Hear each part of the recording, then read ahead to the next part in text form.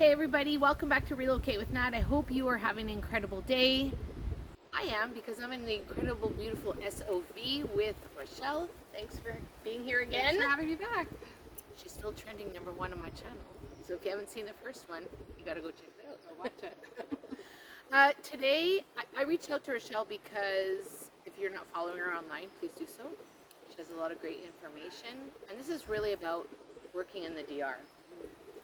And a lot of people post, where can I get a job? How can I find a job? What are the job opportunities? So we're going to put it out there right now. Can you find a job in the DR? Well, very good question, Natalie. So there are not a lot of jobs in the DR at all. No. But there's a lot of business opportunities, and there's a big difference there. Yeah. So, and I think that's what, it's the #1 question I get asked to online is what can I do for work? I want to go, but what would I do?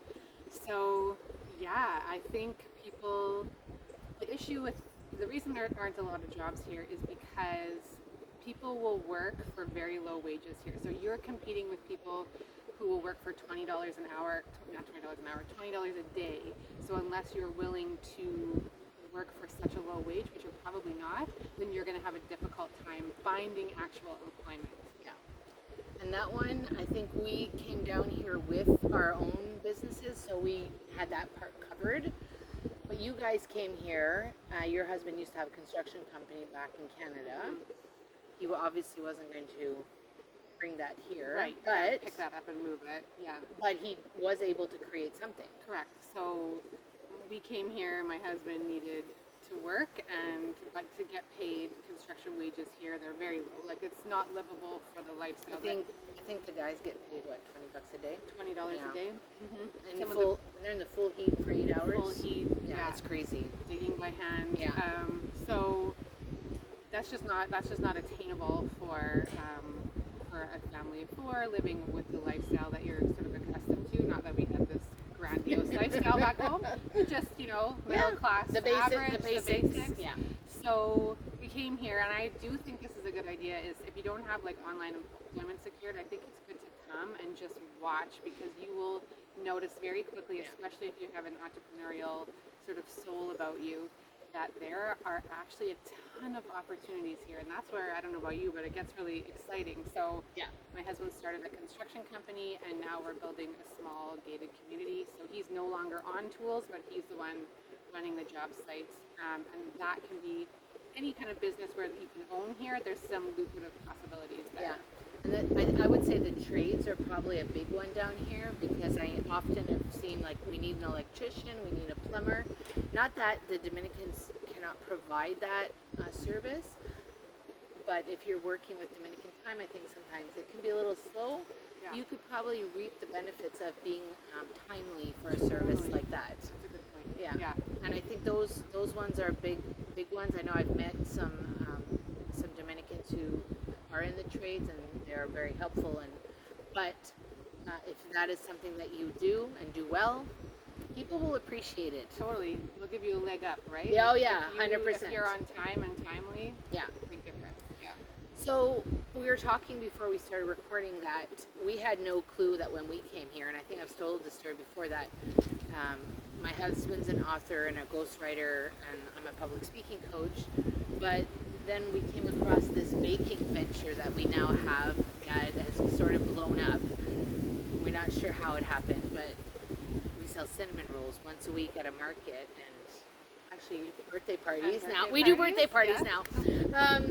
But it just happened, and it's not that we are. It's not like the huge money maker, but it's the money maker for groceries, gas money. Yeah. It's just that little. It's what we call our side hustle. That's amazing. And when you see, if you find the need, or you find the niche that people will buy into, it could be profitable. Yeah. Yeah. I think there's a big market too with serving the expat, the immigrant communities. Yeah. There's definitely we miss our comforts from home, right? So if you can provide service in that area, then it could be really interesting. Because who do we know? We know tattoo artists. Mm-hmm. So Step class. Oh yeah, step class. That's right. And that not just step class. It's step, Dance. dance, the laughter yoga. You know, people who started those businesses. People. Yeah. My best friend started a catering business. That's right. There's a lot of different possibilities. People come and start hair salons. Some people have car rentals, and where they'll purchase a couple cars and rent them to any tourists or expats that come, and that's really interesting too. That could be an interesting way to make money. There's a lot of different ideas. There's a lot of different opportunities, and I think that's what you have. That's the difference, is that there's opportunities out there that you just have to dig a little bit and find them. Now, you're a big fan of the online. I am. I'm an online girl. So when I came, actually, you are a fan of the online. When I came, I had a job. I was doing marketing for a company. So I said, great, I have an online position secured. We moved here, and then 3 months later, the company dissolved. And so I was like, oh, okay, well, here we go again. So looked for more online employment. But I think there's other I think everyone knows, okay, that's great. If I have an online job, I can move abroad or become a digital nomad. But I think there's another sort of area that people don't realize, and that's you can start your own online business. Yeah. Which is what I did, and then I actually sell the course that teaches you how to do that. So, like I have a friend who's a psychologist, and she sells ebooks on, anxiety, parents' guide to their child's anxiety, parents' guide to their child's depression, or other people sell fitness videos. There's another whole big untapped market for digital products. And I think that's really interesting too, where you don't have to worry about finding online employment. You can just create it yourself. You can create it. And only worry about once the product's created, you're just worried about just marketing at that point. I've written a couple of digital books. Wow. I have not put them out there, but they're coming. Put them out. They're going to be out there. Yeah. It's amazing. I'll share them with you. Okay. But when those opportunities slide in front of you, you have to recognize them. You have to be able to say, this is shown up for a reason. What can I do with it?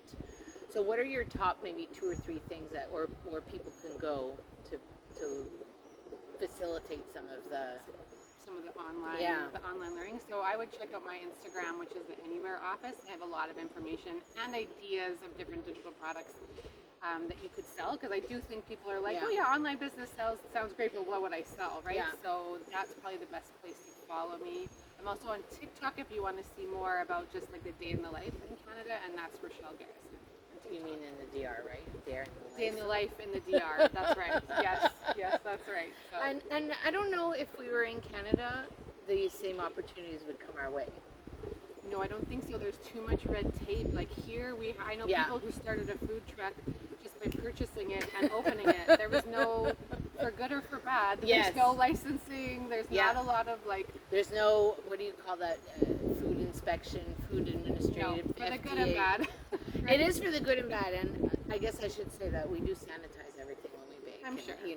But that red tape makes such a difference. Yeah, and actually, I feel like it's a culture that encourages entrepreneurship instead of repels it, because they don't make it that hard for you to actually start a business here, which is really nice. So you can be more self-sufficient instead of relying. Like, there's no government programs here, so people are naturally more eager to start businesses. So it's a nice culture for that. And I think what I want to tag on here too is today I did another video with a gentleman who runs a non-profit called New Horizons, and they're always looking for volunteers, and that is something you can come and do down here. And do the volunteering out of, I guess, the act of service, and not out of the act of you're going to get something out of it. But they are always looking for like technical people and tradespeople to teach the young people that are here. So that's something also to consider, and you can probably branch out from that volunteer opportunity. I bet, yeah. Because it's definitely a small town here, right? A lot of it is who you know. There's only one road. There's only one road. And Natalie runs a networking group. Right? Yes. And so that's so nice too, because you can come and present your business and meet other people, and it really is a culture here of who you know, and that reputation will carry your business or sink it depending on how you conduct yourself. I think that works out well, because if you have a good product, word travels fast. Absolutely. And I think the folks who have been here a long time, like there's business owners, expats that have been here many, many, many years, they're all established. They have their network. But people who have only been here, like we're still babies at the 2-3 year mark. You need to create that support system, and the networking group has done that. We're celebrating 1 year next week. Already, that's amazing. Yeah, 1 year. Congratulations. And I can tell you, I couldn't tell you because I'm not tracked. Maybe I need to track. But I know for sure there's been multiple connections, people helping each other, connecting businesses to business. So that's been really interesting to see. People have gotten business from the networking group. So that makes me kind of happy. But yeah, any last words? Any things? Any?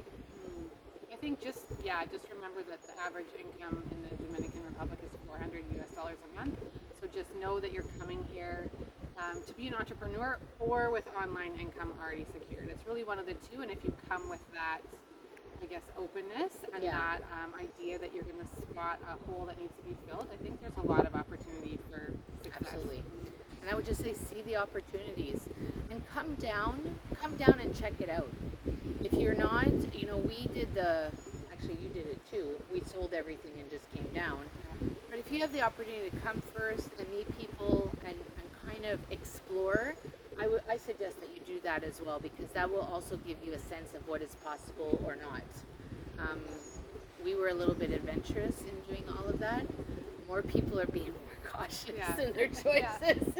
There's no wrong way. There's no wrong way. But sometimes I think if I had to do it again, I think I would come and maybe go. But I'm not sure. Yeah. We've done it now, so it's too late. There's no regrets. But come down and explore. Talk to people like Rochelle, like myself, and ask us the questions. You never know what can happen. Absolutely. If you have any questions for Rochelle, please make sure you drop them in the comments, or you'll be able to reach her on her handles that will be in the description.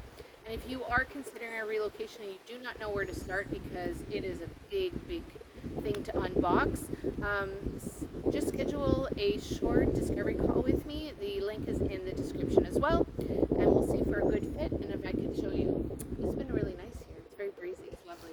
Thank you so much. I appreciate it. Whatever you choose to do, have an incredible day, and I'll see you soon in the next episode. Bye for now.